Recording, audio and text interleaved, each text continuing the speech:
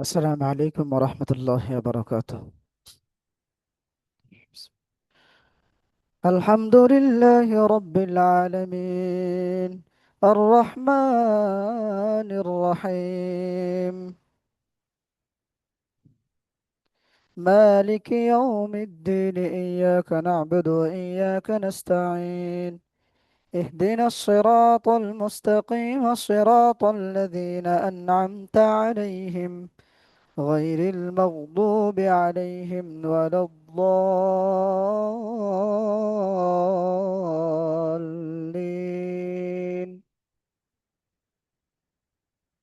أعوذ بالله من الشيطان الرجيم. بسم الله الرحمن الرحيم. إذا وقعت الواقعة ليس لوقعتها كاذبة، خافضة رافعة.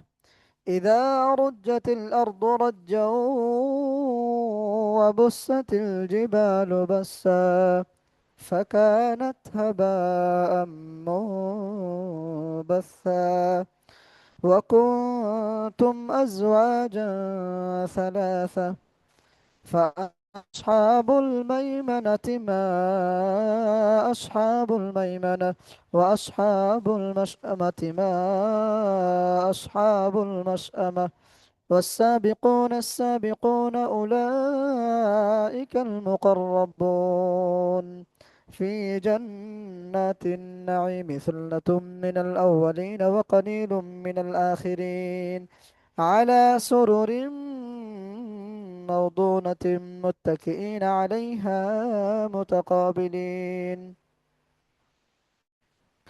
يطوف عليهم ولدان مخلدون بأكواب وأباريق وكأس من معين لا يصدعون عنها ولا ينزفون، وفاكهة مما يتخيرون ولحم طير مما يشتهون، وحور عين كأمثال اللؤلؤ المكنون جزاء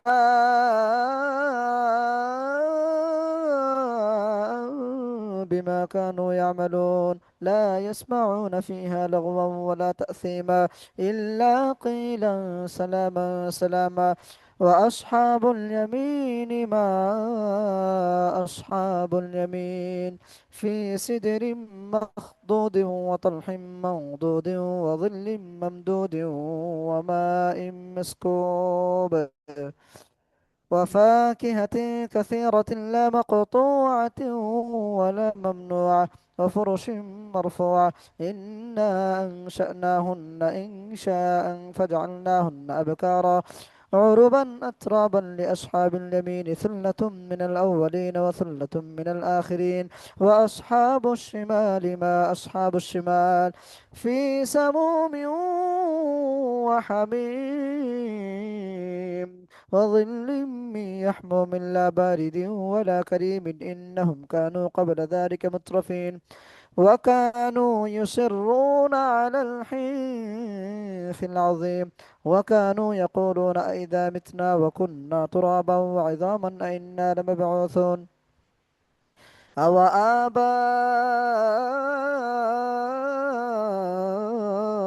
الأولون. قل إن الأولين والآخرين لمجموعون إلى ميقات يوم معلوم. ثم إنكم أيها الضالون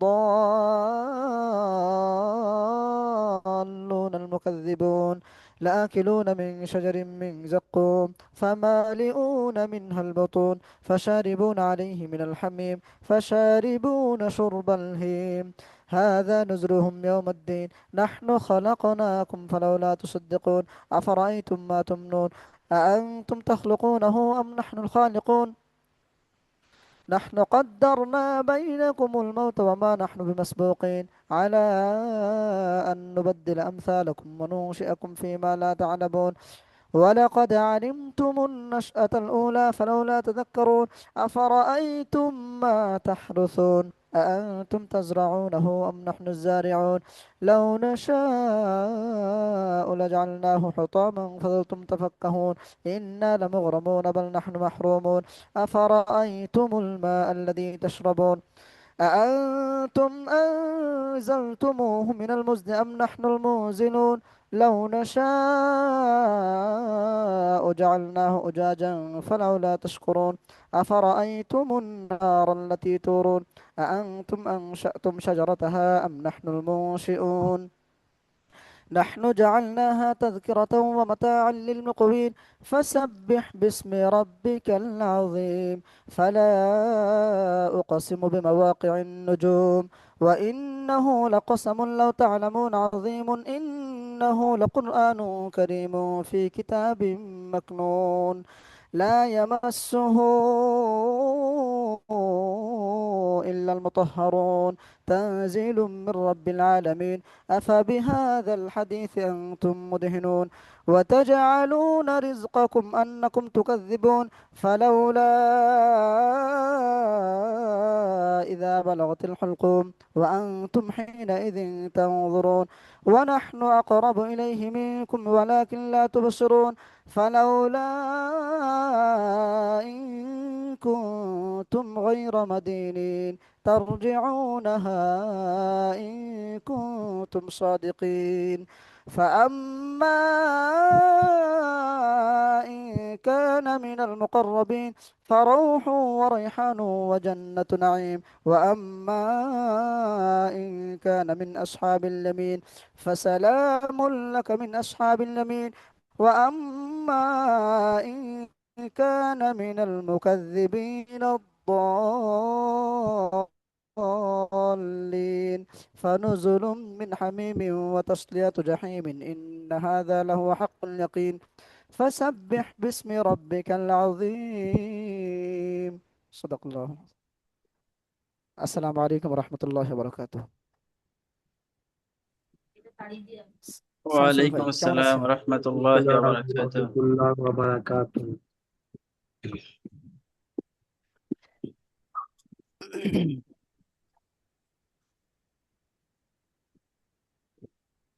আজকে পরীক্ষার জন্য প্রস্তুতি নিয়েছেন শামসুল ভাই? জি হুজুর, ইনশাআল্লাহ। আচ্ছা, আহ, আমাদের বড় হুজুর প্রিন্সিপাল হুজুর আজকে পরীক্ষা নেবেন ইনশাআল্লাহ, উনি যুক্ত হয়েছেন। ইনশাআল্লাহ। আহ, জি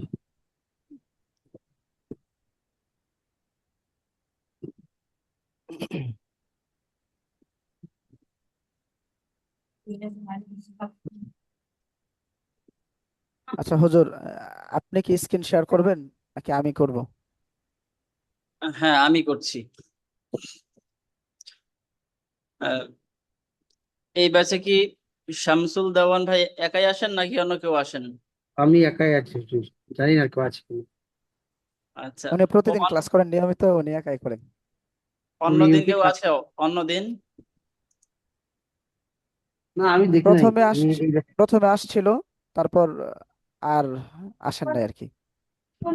আচ্ছা আচ্ছা, যাক, আল্লাহর কোরআন যে সময় দিবে সে শিখবে।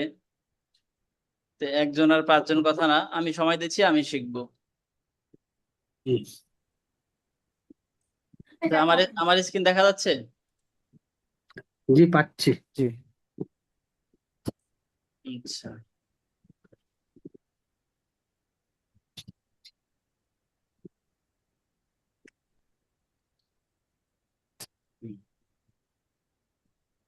শামসুল দেওয়ান ভাই দেখতে পাচ্ছেন? জি আচ্ছা, তাহলে আমরা যেহেতু একজনেই আছি, আমরা জি পরীক্ষা নিয়ে আবার আজকে 9 নম্বর ক্লাসটা করে ফেলবো ইনশাআল্লাহ। জি ইনশাআল্লাহ। জি আমাদের মাঝখানে একদিন যেহেতু ইয়া হয়েছে, গ্যাপ হয়েছে, তাহলে হুম, সেটাও পূরণ হয়ে যাবে। হ্যাঁ। আর শামসুল দেওয়ান ভাই, পরীক্ষা তেমন কিছু না, আসলে আমরা এই বয়সে পড়তে আসছি। আল্লাহ তাআলার দরবারে আমাদের সময় কবুল হোক, এটাই আমাদের কামনা। বিশ্বাস। আমরা যে পরিশ্রম করছি, আল্লাহ তাআলা যেন এই পরিশ্রমের আমাকে বদলা দান করেন দুনিয়ায় এবং আখেরাতে। আমরা যদি সেই পরীক্ষায় পাশ করতে পারি, সেটাই আমাদের পরীক্ষা আসল। জি জি জি আর জি এমনিতে আমাদের এখন পরীক্ষা, এটা কোনো পরীক্ষা না, এটা হলো শুধু ক্লাসের কিছু গুরুত্ব তৈরি করার জন্য, পিছনের পড়াটা একবার দেখার জন্য, এই আর কি। জি জি জি। শামসুজ্জামান ভাই, আমরা তো আরবি হরফ 29টি পড়েছি, ঠিক না? একদম। হ্যাঁ, আরবি হরফ, এই যে 29টা আরবি হরফ, এগুলো জি জি জি শোনাতে পারবেন না? জি পারবো। হ্যাঁ, তাহলে আমাদেরকে একটু আরবি হরফ গুলো শোনান তো। আলিফ, বা, তা, সা, জিম, হা, খ, দাল, জাল, র, জা, সিন, শিন, ত, দদ, ত, জ, আইন, ওয়াইন, পা, কফ, কাফ, লাম, মিম, নুন, ওয়াও, হা, হামজা, ইয়া। মাশাআল্লাহ, অনেক সুন্দর হয়েছে। মাশাআল্লাহ মাশাআল্লাহ। আচ্ছা,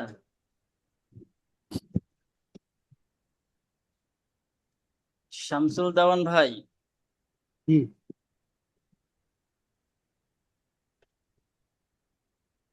আপনি আমাদেরকে এই 6টা হরফ পড়ে শোনাবেন। এই 6টা কি?